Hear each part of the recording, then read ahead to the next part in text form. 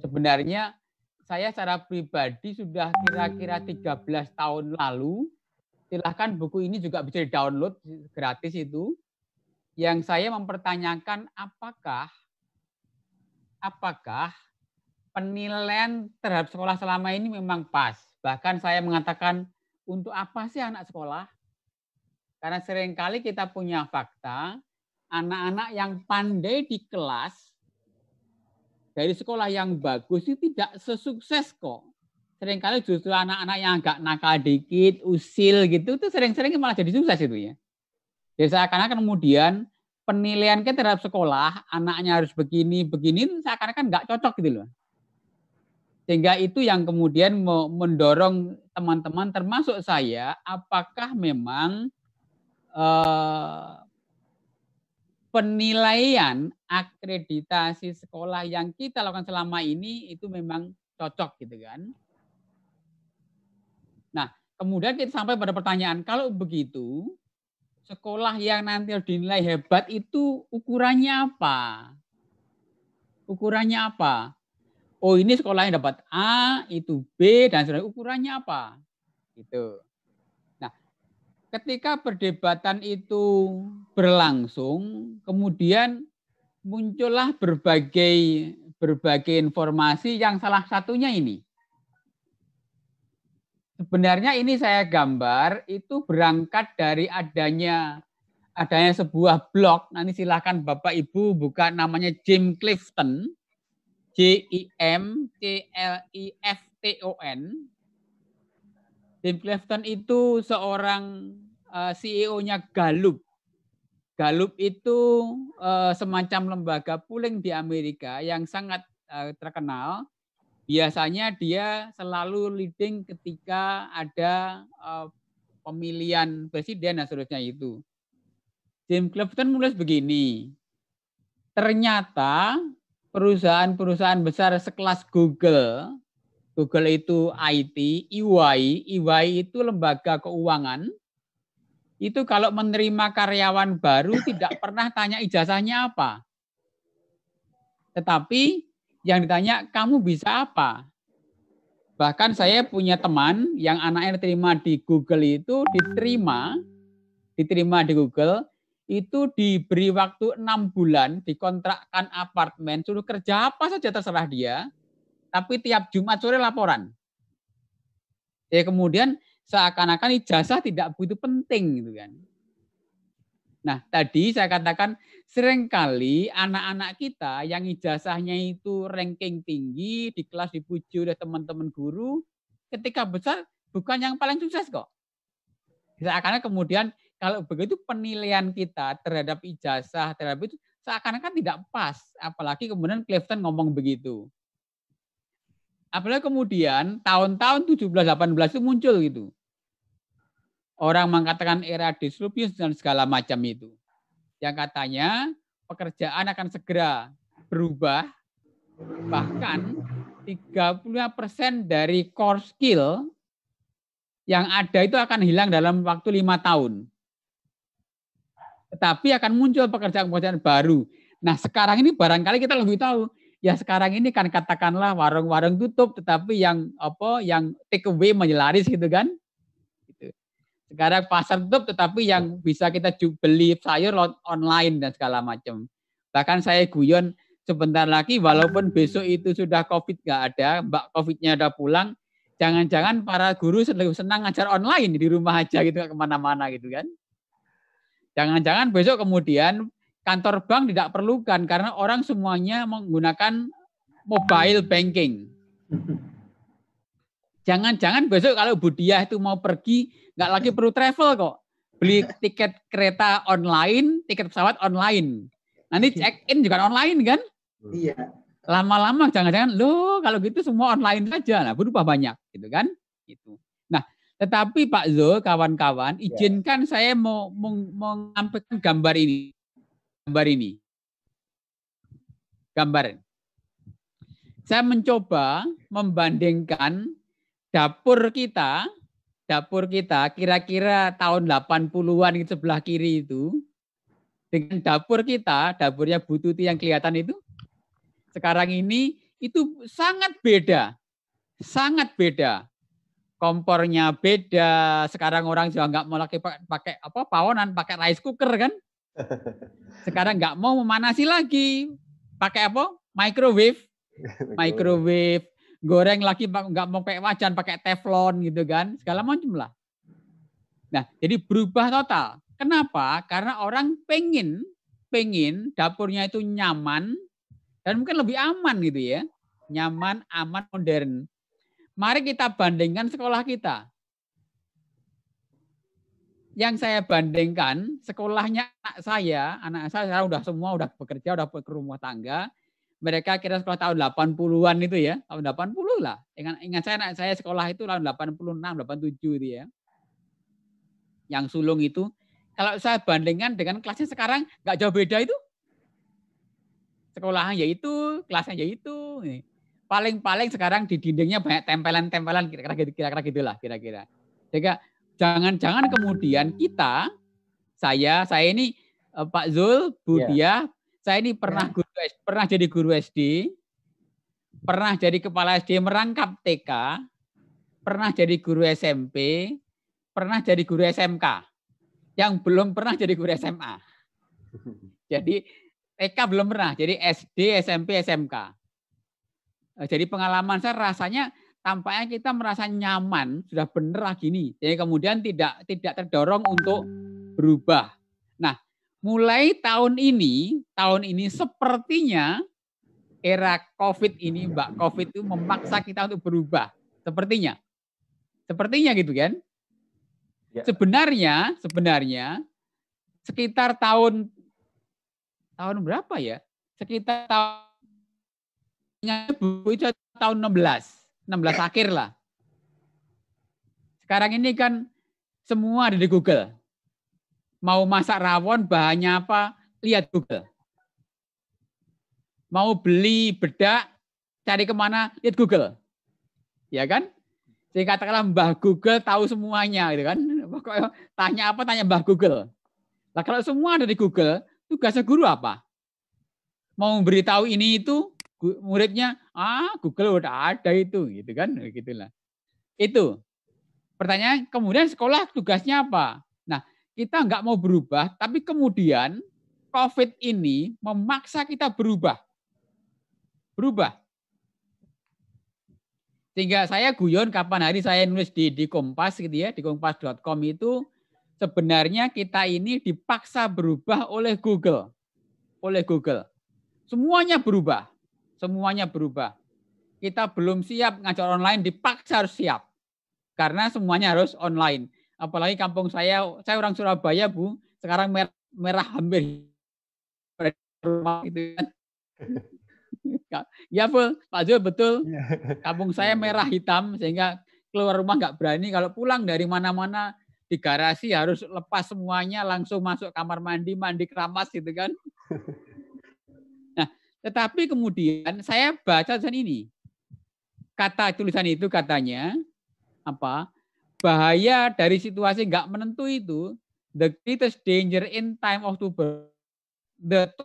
Bukan karena nggak menentu, tapi karena kita ini bereaksi dengan logika kemarin. To act with their logic. Oh, kemarin begini ya beginilah itulah.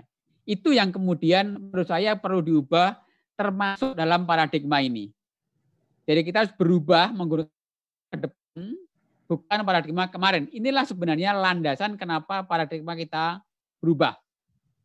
Kita berubah karena situasinya berubah, maka paradigmanya harus paradigma ke depan, bukan paradigma yang kemarin ketika kita mendesain akreditasi.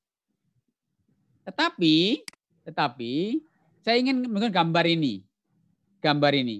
Gambar ini gambar bagus sekali, kurvanya kuadratik ya, yang menunjukkan bahwa sebenarnya yang kita hadapi sekarang ini itu sudah gelombang kelima.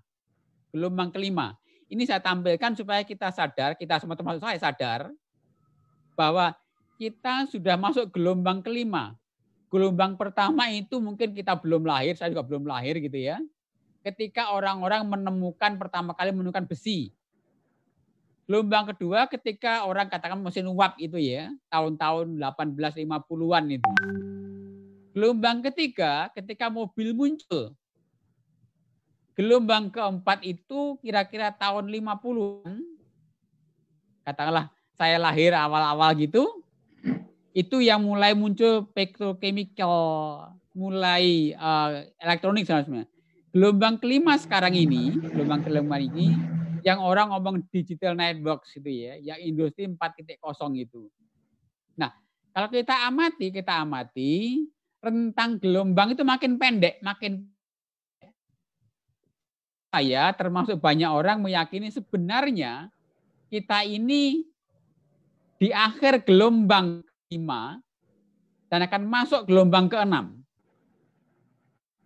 Sehingga sangat mungkin ke depan itu akan ada perubahan-perubahan yang tidak kalah dramatik dibanding sekarang ini. Saya menduga saja ibu bapak-bapak, menduga walaupun nanti sudah nggak ada Mbak COVID, dugaan saya punya orang sekarang menyebut new normal itu akan berubah.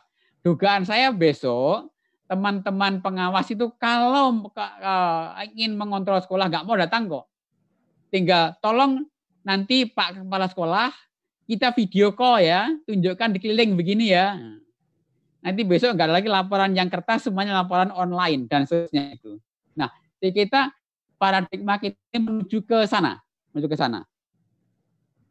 Teman-teman, Bapak yang saya hormati, kalau saya baca dengan gelombang ini, pertanyaannya kemudian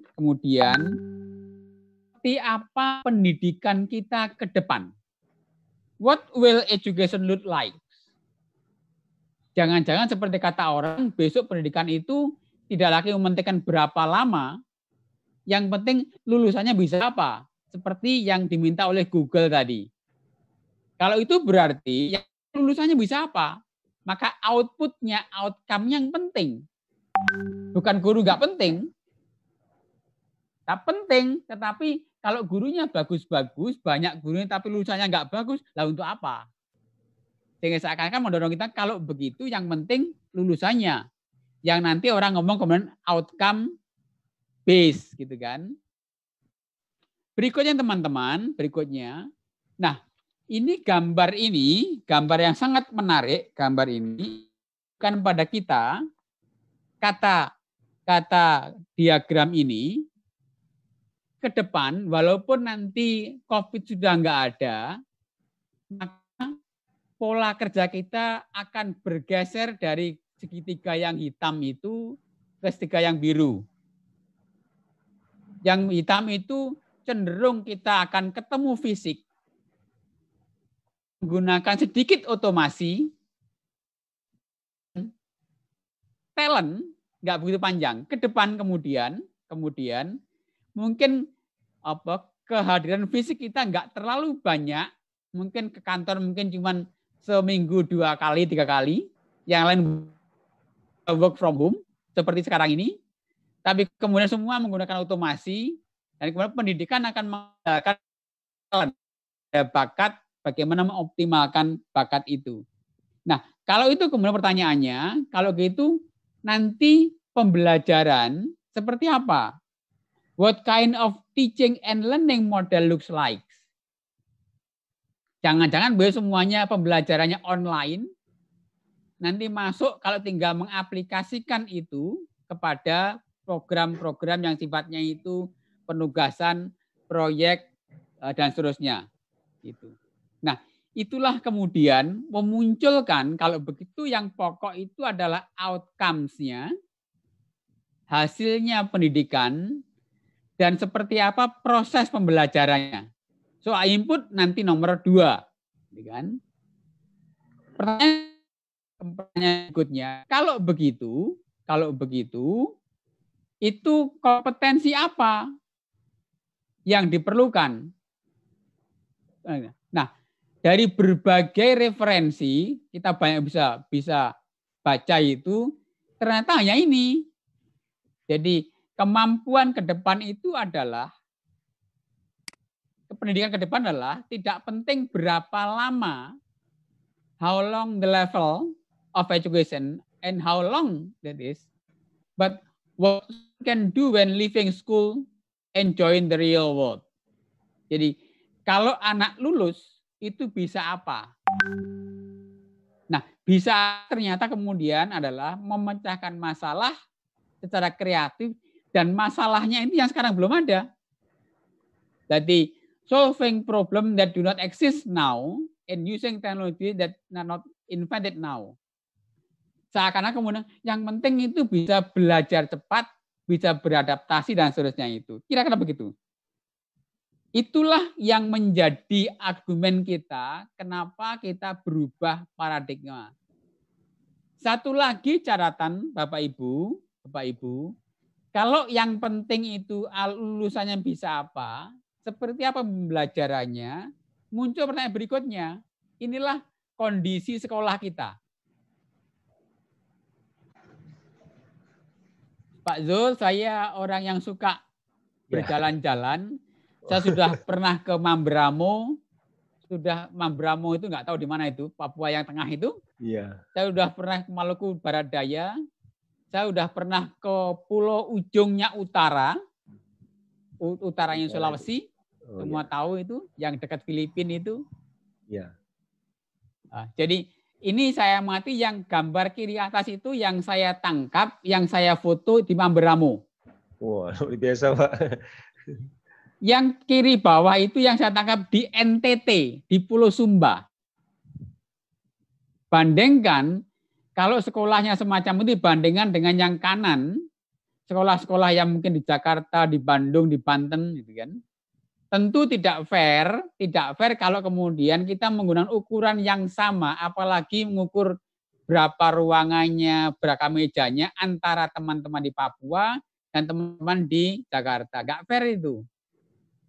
Tapi kalau kita mengukurnya nanti outputnya, dan output sesuai dengan kondisinya, baru itu fair.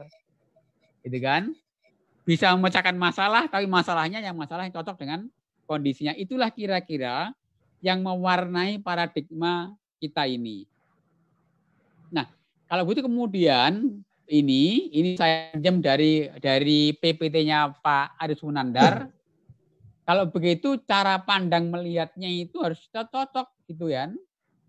Jadi kerangka berpikirnya itu harus kerangka berpikir yang didasarkan kepada teori yang kokoh yang bisa digunakan untuk memecahkan masalah yang tadi, termasuk perbedaan yang kondisi tadi. Sampailah pada inilah kira-kira yang kita gunakan Pak Zul dan kawan-kawan. Kalau begitu maka para menggunakan prinsipnya bagaimana mengelola sekolah, bagaimana anak-anak belajar, bukan sekedar mengikuti aturan, berapa lebarnya ruang, apa yang ada. Ini yang kita gunakan. Kalau kita bandingkan kemudian dengan paradigma yang selama ini kita gunakan, macam ini, enggak, ini belum. Ini tambahan tadi malam. Saya coba nambah ini.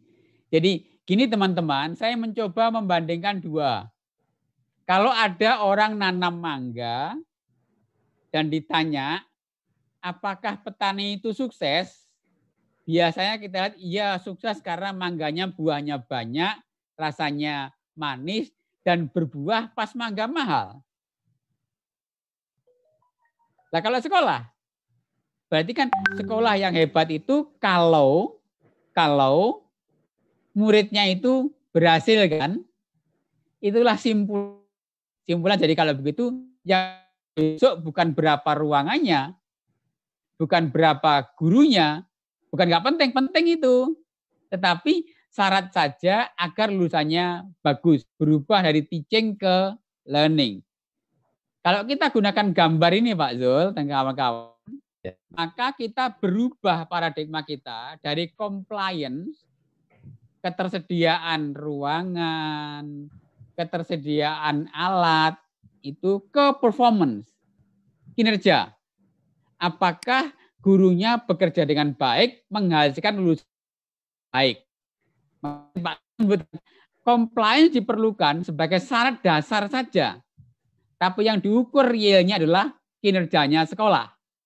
Dengan begitu maka tidak terlalu beda antara sekolah di Jakarta, sekolah di Papua, sepanjang performanya bagus. Itulah paradigma kita ke depan. Nah, kalau kita ke performance base, mengutamakan output outcomes, maka kemudian kalau begitu kita seakan-akan kita akan menggunakan outcome education. Jadi yang penting muridnya ketika lulus bisa apa dan apa kemudian baik di lapangan.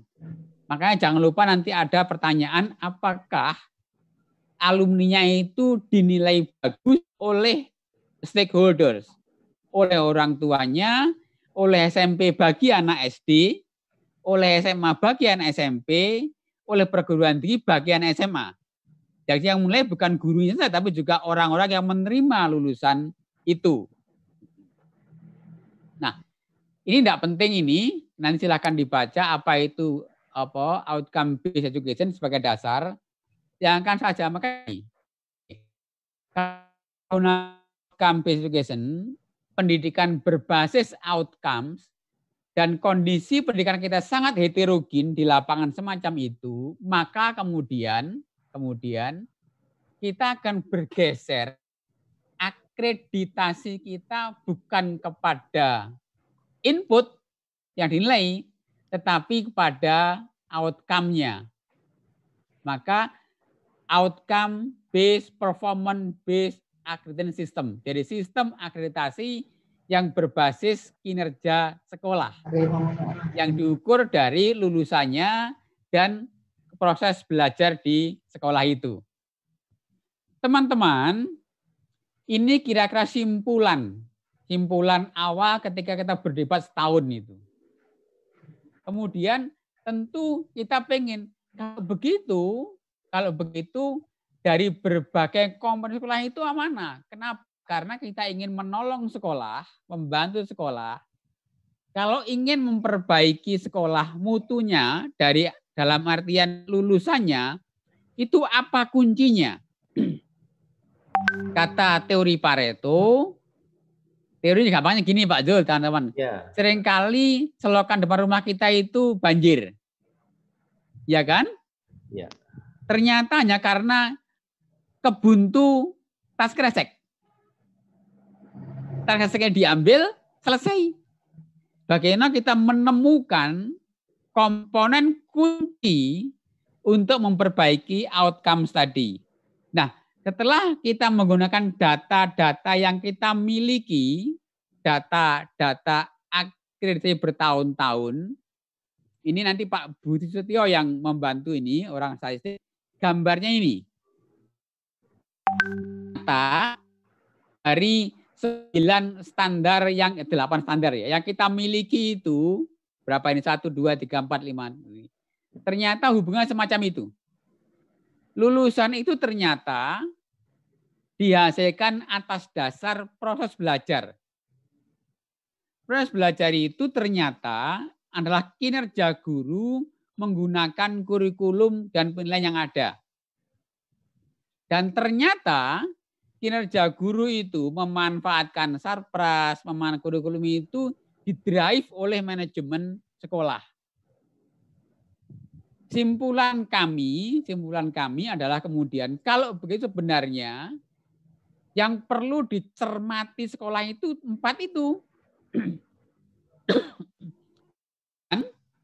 Proses belajar mengajar, kinerjanya guru dan manajemen sekolah itulah yang nanti menjadi performance indicator.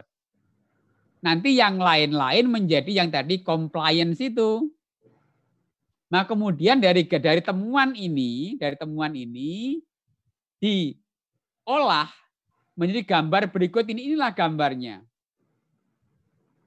Bagian yang kita cermati, kita lihat beneran disebut adalah performance, mutu lulusan yang dihasilkan proses pembelajaran oleh guru yang didrive oleh manajemen sekolah. Sedangkan yang ini, yang bawah ini itu adalah sarana input untuk backup yang di atas itu. Jadi backup. Jadi nanti yang bawah itu diukur ketercukupan saja, tetapi yang diukur kinerjanya di atas. Dengan begitu teman-teman yang sekarang jadi asesor, nanti kalau ke sekolah tidak lagi membuka dokumen, tapi melihat apakah memang proses belajar mengajarnya bagus, apakah anaknya lututnya bagus, apakah orangnya kerasan akibat manajemen sekolah yang bagus. Kira-kira begitu. Inilah sebenarnya gambar pokok dari paradigma baru kita ini. Nah, teman-teman, berdasar paradigma ini kemudian kita membangun instrumen yang pokoknya adalah melihat kinerja sekolah. Sedangkan input menjadi syarat kecukupan saja.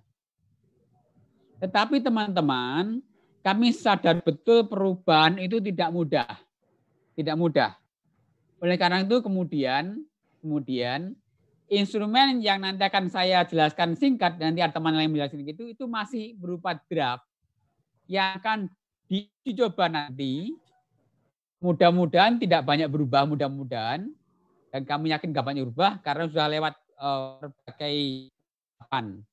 Tapi itu masih draft.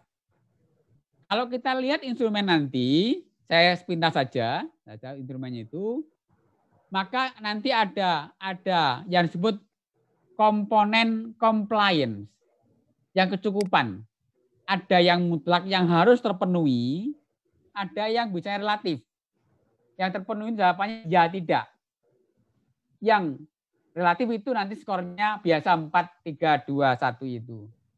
Tapi sekali lagi ini adalah untuk kecukupan semata. Misalnya ini. Untuk yang mutlak. Ini yang relatif. Nah, karena itu kemudian Bapak lihat gambar ini. Mungkin teman-teman yang belum pernah melihat tabelnya akan kaget. Ternyata besok kalau kita ke lapangan itu hanya punya 35 butir yang pokok dan tambahan sedikit, 1 tambahan butir untuk yang ke SD, 9 butir yang ke SMK, dan 5 butir yang ke SLB. Jadi nanti asesor ke SMK itu hanya membawa 44 buah pertanyaan. Jauh kan dibanding dulu? Jauh sekali. Tetapi teman-teman, walaupun hanya 44, tetapi ini substansial. Misalnya Bapak Ibu asesor harus bisa menangkap apakah memang proses belajarnya itu memang bermakna. Apakah budaya sekolah itu memang baik dan seterusnya. Sehingga dugaan saya teman-teman, nanti kita perlu asesor yang betul-betul paham proses belajar mengajar di sekolah. Tidak bisa hanya asesor yang mungkin belum pernah ke sekolah, mungkin tidak paham teaching learning proses. Inilah sebabnya kemudian kita mengadakan praseleksi yang tadi Pak Ketua menjelaskan tadi. Kan? Secara sepintas, inilah kira-kira butir-butirnya. Saya kira contoh sederhana silahkan nanti dibahas ketika dengan teman-teman yang bahas tentang instrumen. Jadi katakanlah misalkan lulusan, apakah ini, itu, dan seterusnya. Saya akan langsung saja supaya punya waktu banyak untuk berdiskusi. Ya. Bagian ini. Nih. Jadi teman-teman,